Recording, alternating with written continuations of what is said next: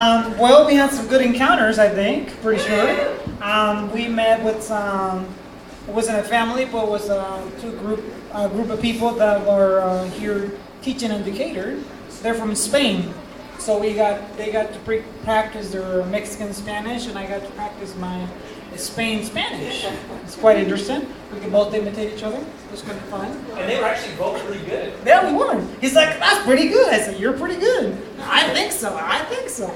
So, and I got to learn how to do the whole hand. He's like, you guys talk with your hands, right? So let's just all talk with our hands. So everybody just kind of shared, looking at us kind of funny. Then my photographer walked by. That guy was going to take pictures of my wedding. So that was fun. So, Nick Ewan. Nick. Yeah. I know him. Yes. It's random. I know, that was random. Random fact. We sold it. No, we did not preach the gospel to him. But the encounter, I think we thought it was for the guy and the lady that was there. George? What's Juan? No, not George. Jorge. Jorge. Yeah. Jorge. Sorry, my bad. And Paulo. Pablo. We thought it was with Jorge. Jorge and the lady. I forget the lady's name. She was. I thought it was the mom, but she wasn't the mom. She said. She wasn't. Yeah. I mean, I no. was walking to that. So, anyways, she said no. But towards the end, she was really resistant about receiving even Craig's part of testimony. She was really like, oh yeah, that's a good hit. That's a good story. That's good. So that she was really resistant. But every time Craig would share part of the story, Pablo would ask, because I really don't believe in that. But every time Craig would share something, he would ask me, so wait, is that true? What do you believe? What do you believe? He was asking me. I was like, well, I explained to him what I believe and what God has done in my life a little bit. And then we would stop right there. He's like, oh, okay. And then Craig keeps sharing his story a little bit more. He's like, wait, is that for real? But how can that be possible? I was like, how does he? Okay. So he just stopped. And I was like, well, I forgot all we were sharing, what all I was sharing with him. But the point is that he said he didn't believe when we were sharing with him. He said, oh, I don't believe none of that stuff. I think it's all mental. And the lady was really pushing. So he was listening to me, and he was also listening to the lady because she was really pushing back. And he said, well, I believe all kinds of religions and Buddhism. And I'm like, So the young boy, he was just like, okay, well, yeah, I think it's all in your head. So he was just kind of going with the flow, I guess.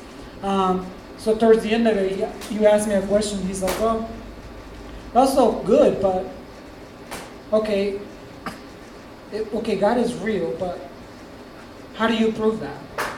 Do you believe in the paranormal? I said, well, define what's paranormal to you, because we might have differences here. So he defined what paranormal. He was trying to define it, and he couldn't. So he said he brought up the board, the Ouija board. I said, okay, you know how that board, there are certain things you got to do in order for that to work, right? So the same way there is bad, there's also good. Do you believe that? There's good and bad? Say, well, yeah, there is, right? Okay, with the Ouija board, the way it works, I don't know how it all works, but what I understand, you have to do and say a few things for that to work, right? He said, yeah, okay, well, in order for God to be real in your life, you have to ask Him, because He can't just come into your life and show up and be real to you. He's like, oh, that's the way that works. I said, that's the way that works. Because if you don't ask God, Jesus, to be real in your life, He's not going to show up. He's really not. It's like, okay. Is that what you believe? That is what I believe. With all my heart. And the lady didn't, it was kind of odd, because she really said she didn't believe. But then she said, I can see it in him. He does believe this. He's believed what he's telling you. He told the boy.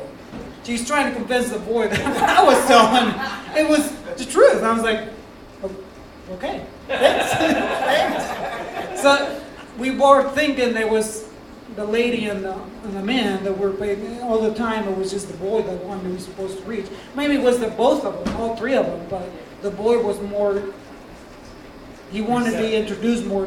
He's like, he was more interested. He's like, I don't think he's ever been introduced that way. No, I really do believe he wasn't. So and then they were asked what was something we could pray for. I really felt like he needed something, so I asked him. I said, "Is there something that you want us to pray for specifically?" And he didn't.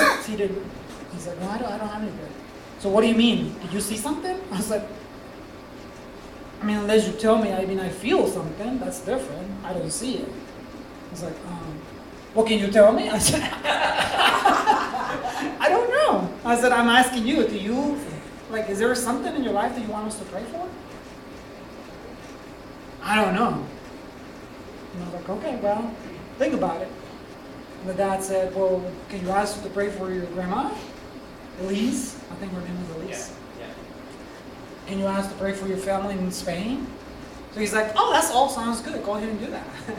I was like, okay, so we pray for his family in Spain, for him to be well. So the two people that weren't receptive were pushing the boy to be receptive. Yeah. It was weird. That was all, and they were, I can't think of anything. The guy's like, well, what about grandma? yeah, they were both helping us Yeah.